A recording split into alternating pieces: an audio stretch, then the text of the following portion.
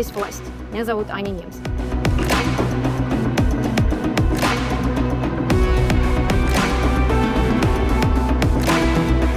И нет войны. Точно нет войны.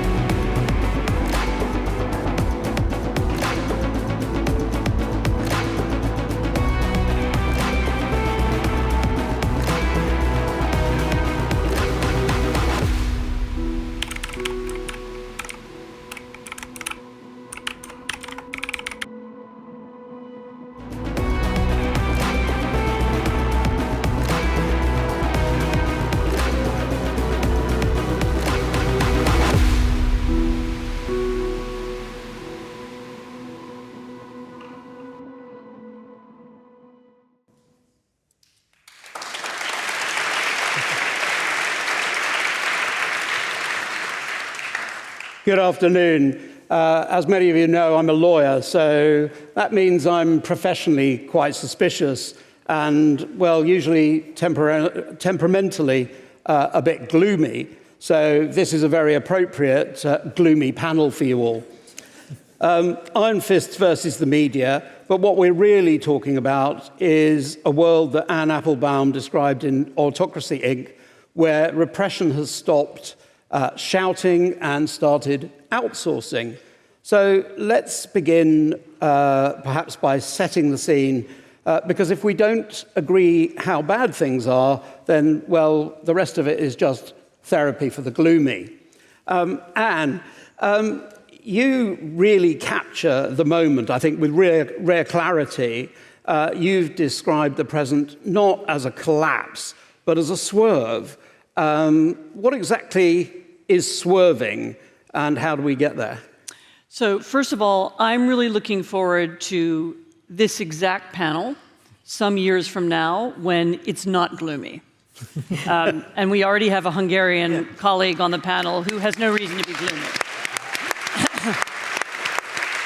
So there's a lot of feeling now of inevitability, decline, everything's getting worse, there's nothing we can do, and actually that's not true, and we have some people in the room who can say so. I used the word swerve recently because it actually comes from a literary history in which a literary historian wrote about how the ideas of the ancient world were rediscovered by the Renaissance. And he calls this moment the swerve. And I feel that we're living in a swerve now. So a lot of ideas that we thought were gone, that didn't matter anymore, history had discarded them, they'd been defeated. For example, the idea that all politics is warfare and winning is about total victory, or the idea of ethnic nationalism, that that's a good way to organize a society, or the idea that that the point of winning power, even in a democracy, is to then control as many institutions as possible. A lot of these are old ideas. We knew them from the 1930s. We knew them from previous moments in human history. But we're living in a moment when they are being found and discovered and explained and described once again. And this is a way of doing politics that's always had power, and people who want power are trying to bring them back. And that has, there is an implication for the autocratic world, but also there's an implication for the democratic world. So not a sort of sudden car crash, more of a gentle or steady turn of the wheel with, everybody arguing in the back about directions. So András, Hungary didn't lose press freedom overnight. It was stolen piece by piece by piece. Can you explain Orbán's playbook and how it actually worked in practice? Yes, first, I would like to manage the expectations. So we had the elections just a few weeks ago, so I don't think there was enough I'm going time. to come to the elections. I don't think there was enough time to get rid of my, the famous Hungarian pessimism. So don't expect too much optimism from me yet. So the crackdown on media was a priority for Orban from day one. One of the first pieces of legislation that his party introduced to the parliament in 2010 when he came back to power was about the media. And it was a systematic crackdown. You know, first they basically set up a new regulatory system. They appointed people loyal to the government. And then they took over the public media, which was the easiest target. And then they went after private media companies as well. And, he's not directed to the government, but his friends and allies, piece by piece, took over these outlets. They bought them. And then they either shut them down or they turned those outlets into propaganda organizations. And so they built and I think this was really unique, at least inside the European Union, that they built a whole ecosystem. You know, we are not talking about just a few outlets leaning towards the government. This was an ecosystem of hundreds of digital outlets, print, radio, literally all local newspapers, and they were acting in unison and in one voice, and they were serving the government. So now that Peter Magyar's party is in power, I guess the question that we all want to know is, he's got a 2/3 majority, he can change the constitution, and for now they are still dealing with Orbán's media infrastructure, or at least the legacy of it. How quickly will that be unwound, and indeed, will they unwind it? It's already started. It's a fascinating time to be in Hungary now. How for example, the public broadcasters, from one day to the other, they discovered the impartiality and independence, and they invited Péter Magyar for interviews. So it's really fascinating to see that. But Péter Magyar is not a fan of journalism either. He can be quite, critical, even sometimes aggressive with reporters. So we'll see. But, to be honest, I don't want to be friends with any politicians. That's not our role. So, of course, hopefully he and others will recognize the role that we play in a democracy. Great. And one of the most unsettling of your points for me, I thought, was that the modern authoritarianism isn't ideological anymore, it's more transactional, with very different sort of ideological regimes cooperating happily together if the price is right. Orbán was part of their network. Now he's lost. Does that weaken the network, or does it simply arbitrage and reroute? It could very much weaken the network. Hungary was important, I think, in, let's say, 3 ways. One was the way you just described. Hungary created a model that other failing democracies or quasi-autocracies could follow. So Orban didn't censor people. There wasn't an office of censorship. Instead, he took over the media through financial tricks, through pressure on individual journalists, on companies, on the owners of companies, and we can see that being repeated almost exactly in Trump's America. It's exactly the same playbook. It's not censor journalists, it's take over the companies, pressure the owners, and so on. And so Orban was important for that, and the failure of Orban means that now lots of people are questioning whether that model is as permanent and reliable as before. Hungary was also important because it was inside the European Union, it was a pro-Russian and really pro-authoritarian voice. It prevented European unity around Ukraine, around sanctioning Russia, around helping Ukraine, and simply removing Hungary is going to make it much easier for the EU to have a sensible conversation, not just the EU plus the UK, to have a sensible conversation about how we rearm, how we think logically about the Russian hybrid threat, the cyber and propaganda, as well as the military threat. So that's good. And thirdly, and this is the thing we were just talking about this, Hungary was also an important funder of the far right politicians, parties, think tanks, groups, and people. We don't yet know exactly how much money was involved and how important it was, but I hope that your magazine is going to tell us, your website. Anna, Nemzer, let's get really gloomy. Hungary had an election, Russia doesn't, and every independent outlet there has been shut down or forced into exile. So what does that kind of total media wipeout look like for both journalists and ordinary citizens? You mean now, Yeah. after the full-scale invasion? So a week after the full-scale invasion began, military censorship was introduced in Russia, which meant basically that journalists had several options. They could leave and try to survive somehow and try to continue their work in exile, and it's a miracle actually that a lot of us managed to do so and were able to survive somehow. There was an option to go to jail, and some of my colleagues went to jail for just telling the truth, for just calling this invasion of Ukraine. They were just calling it a war, which became pretty factual. yeah, it was forbidden to call this war a war. And there was another option, just to stay in the country and remain silent. I don't know, stop being a journalist. And there is another very, very difficult option, to stay in the country and to work anonymously as a freelancer for those who were able to go in and work in exile. And these are heroes, basically, and they're risking their lives every day, but they can get in touch with some of Russian military guys. And it's the one thing that it is much easier for Russian journalists, whether in exile or specifically if they are in the country, because from time to time they can get in touch with Russian military guys who escaped the army or who are just back from the army, and they're willing to talk, and they confess, and they tell everything that they've been through. And this is incredibly valuable, and this is something only Russian journalists can do, because they share the same language, and these guys, they basically trust them.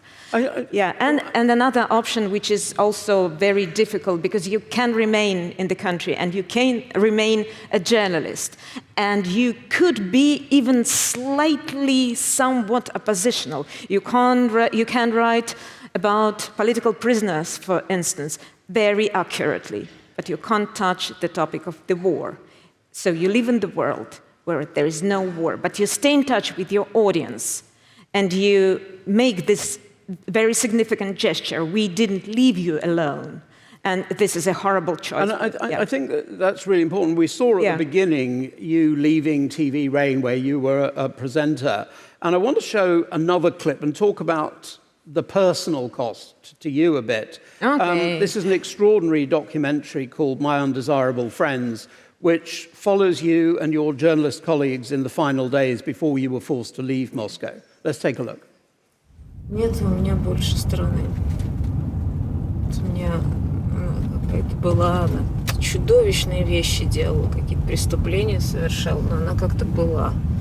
Всё, больше нет.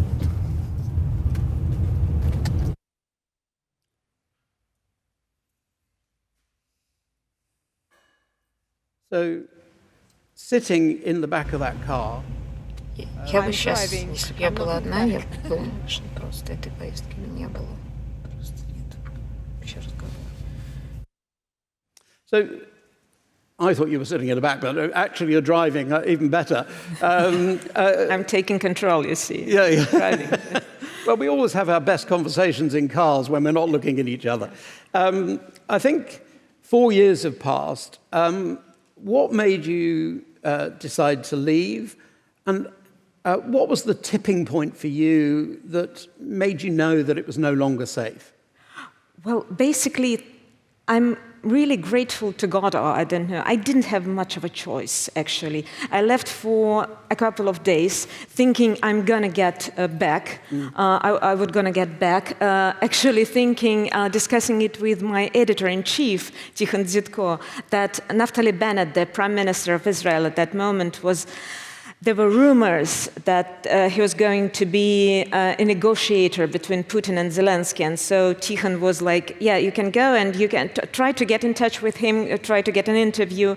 And he didn't want to be a negotiator, and he didn't do that. But I spent a few days being in touch with his press secretary and the Ministry of Foreign Affairs of Israel, trying to get some clarity.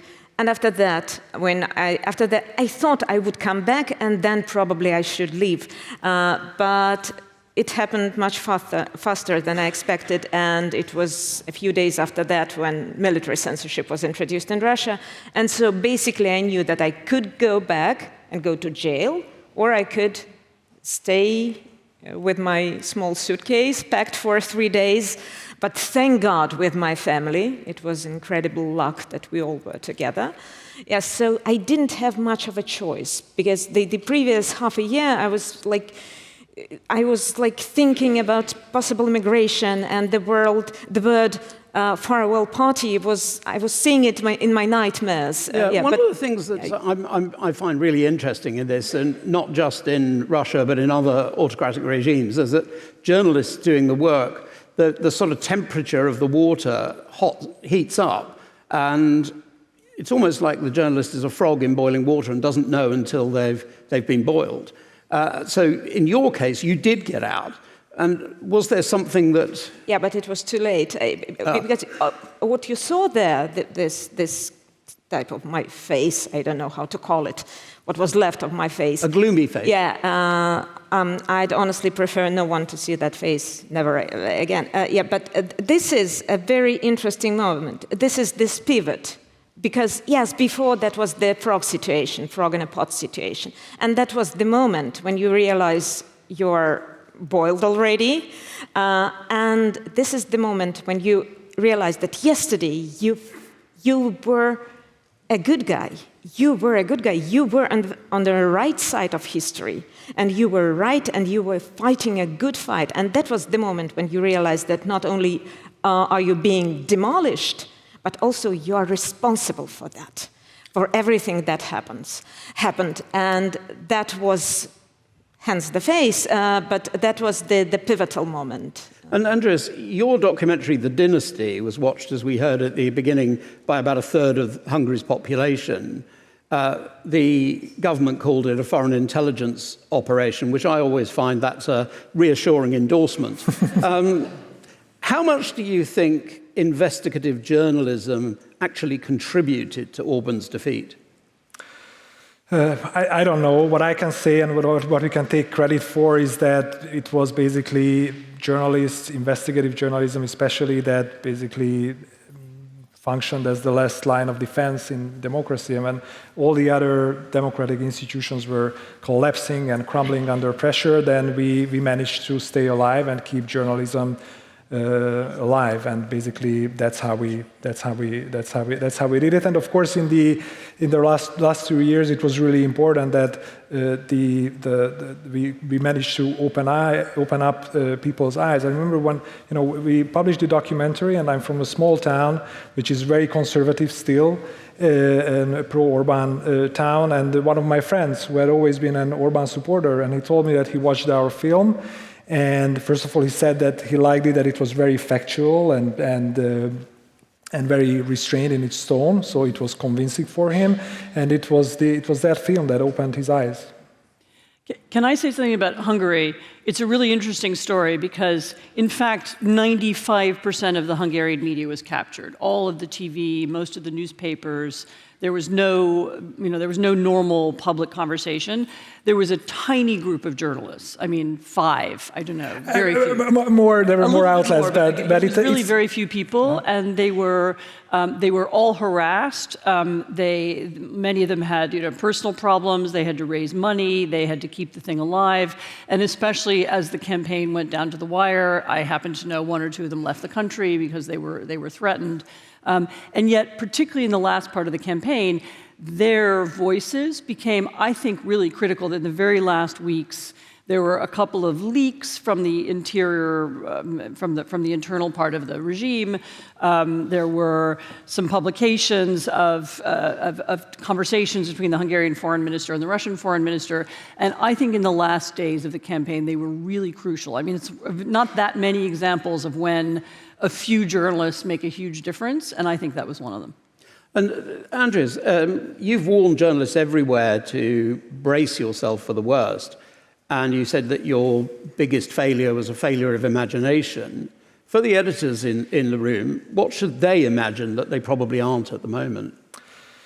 What I would say is that, especially when, I think there was a lot of talk about how even some of the oldest institutions in the United States, the CBS, Washington Post, CNN, they are under pressure. And then I think, the lesson I learned is that, because I also had to leave an established news outlet when it came under pressure, is that if it comes to the point when you have to choose between saving the organization or giving up even just a tiny bit of your principles and values, then choose your values, because that's what's going to matter. And that's what we did. We left, we struck out on our own, we set up new organizations, and that's how we could make an impact in Hungary. Thanks. And I want to just finish with a quick fire point for each of you. For journalists in the room who want to support independent media under authoritarian pressure, can you tell us one thing that helps and one thing that perhaps doesn't help that they can take away?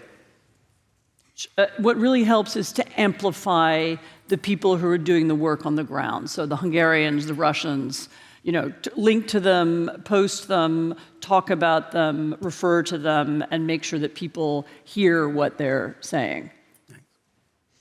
Well, I'll second that. Maybe I'll jump to the part where you asked us about what not to do, and maybe it's not about journalists, more about donors, I don't know. And I'm really asking not about myself, but about my colleagues.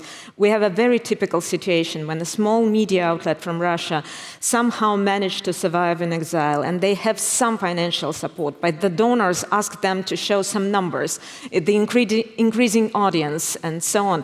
At the same time, Russia is shutting down internet, is making everything they can to doing everything they can to slow down YouTube and so on. So we are definitely losing access to our audience. But it doesn't mean that my colleagues are not effective or anything else. They are very much effective, and I'd say they are the last institutional hope for my miserable country. So in terms of donors, I'd say don't ask this question about the audience, because it's not relevant, and the symbolic situation is much more relevant and important. That's really important. Yeah. András. What's been really helpful and positive for us was being part of networks and collaborating with colleagues. We are members of OCCRP, ICIJ, we work with Forbidden Stories. I think we have some of the people here in the room as well. And when you are a small outlet, working in a small team, it's extremely helpful when you have your colleagues, elsewhere who are standing by you and helping you. And I think collaboration is very helpful. Well, thank you, ladies and gentlemen. A cornucopia of insights there from a fabulous panel, and perhaps a little bit thought-provoking. Thank you very much. Thanks.